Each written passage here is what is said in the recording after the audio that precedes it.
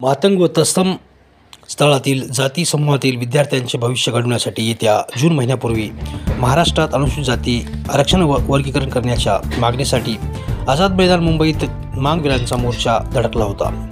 यावेळी महाराष्ट्रातील लाल सेना दलित महासंघाच्या पुढाकारातून 27 संघटना एकत्र येऊन हा मोर्चा काढण्यात आला।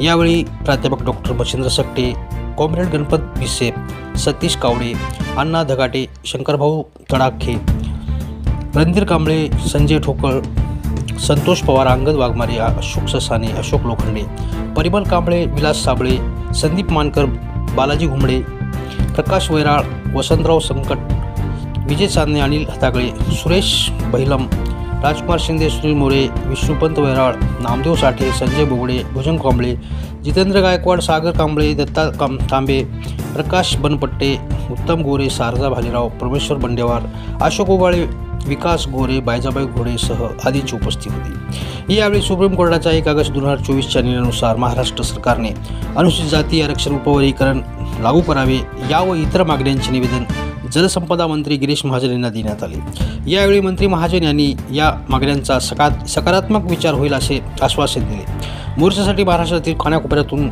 मातंग समाजाने आपला सहभाग नोंदवला होता।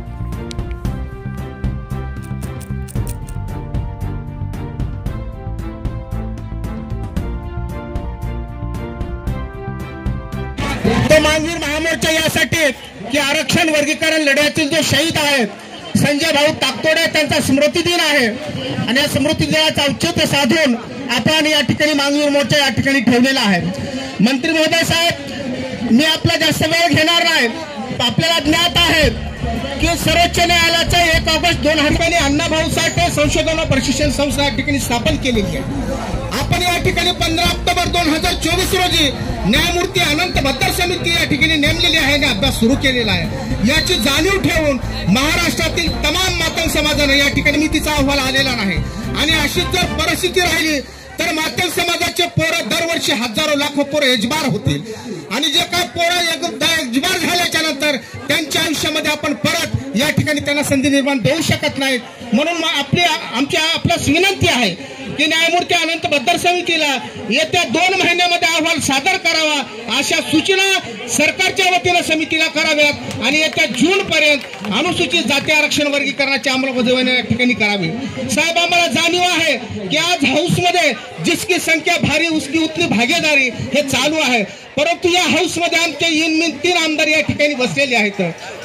सन्माननीय सुनील भाऊ कांबळे यांनी पहिल्या अधिवेशनामध्ये लक्षवेधी मांडली आणि त्याचा फॉलोअप आमदार अमित गोरखे साहेबांनी घेतला आणि म्हणून या ठिकाणी जे काय आरटी असेल किंवा वर्गीकरणाचा शासन निर्णय झालेला आहे। साहेब, आमची संख्या कमी आहे आणि त्यातल्या त्यात सत्ताधारी आमदार असल्यामुळे ते तुम्हाला जास्त या ठिकाणी तोंड टोकून बोलू शकत नाहीत किंवा भांडू शकत नाहीत, परंतु हे आमदार जरी शांत राहत असले तसं समाजामध्ये या समितीच्या अनुषंगाने संताप पसरत चाललेला आहे आणि म्हणून सरकारकडे आमची विनंती आहे की न्यायमूर्ती अनंत भद्दर समितीला 2 महिन्यामध्ये अहवाल सादर करण्याच्या आपण सूचना द्याव्यात आणि या महाराष्ट्रामधला जो काही वर्गीकरणाचा गेल्या अनेक वर्षापासूनचा जो प्रलंबित प्रश्न आहे तो मार्गी लावा अशी मी या ठिकाणी समितीच्या संपूर्ण समाजाच्या वतीने या ठिकाणी आपल्याला विनंती करत आहे।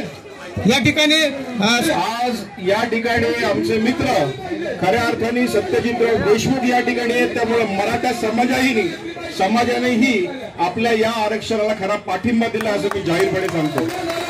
आज या मोर्चामध्ये व्यासपीठावर अनेक मंडळी आहेत, आमचे श्यामभाऊ आहेत। आताच ज्यांनी या मोर्चाचं खऱ्या अर्थाने संपूर्ण महाराष्ट्रातनं नियोजन केले ते आमचे माननीय गणपतजी भिसे, त्याचबरोबर आपले कटखर नेतृत्व माननीय मच्छिंद्रजी सकटे, नामदेवराव साठे, उपस्थित सर्वच मान्यवर अनेक मोठी मंडळी या ठिकाणी उपस्थित आहेत। मी या ठिकाणी सुनील भाऊ यांनी मी काल आम्ही ठरवलं पुढे हे चालणार नाही हे सांगायला मी या ठिकाणी आलेलो आहे। यापुढे आपली जी मागणी आहे अबाकडची यामुळे मोठा फायदा आपल्याला होणार आहे। सरकारने निर्णय घेतला आणि पुढे घेतलेला आहे।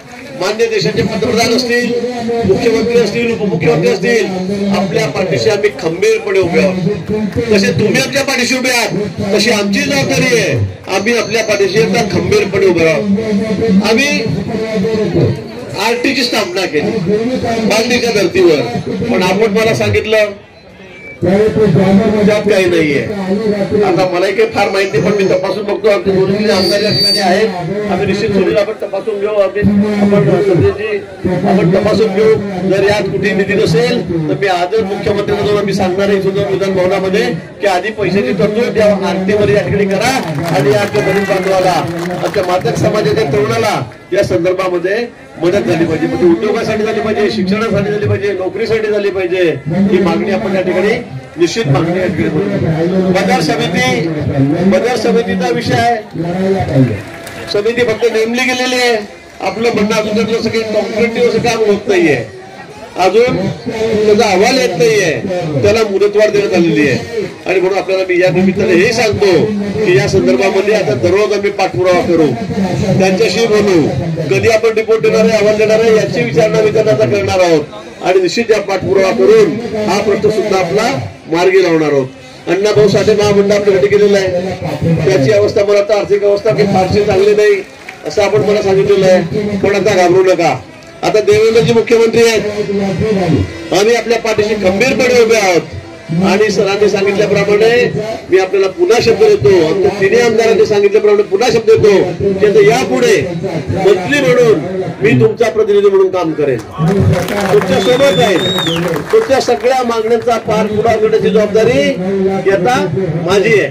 मी ते करेन. आम्ही सगळे दोघी आमदार आणि मी दररोज या गोष्टीचा पटवाडा करू.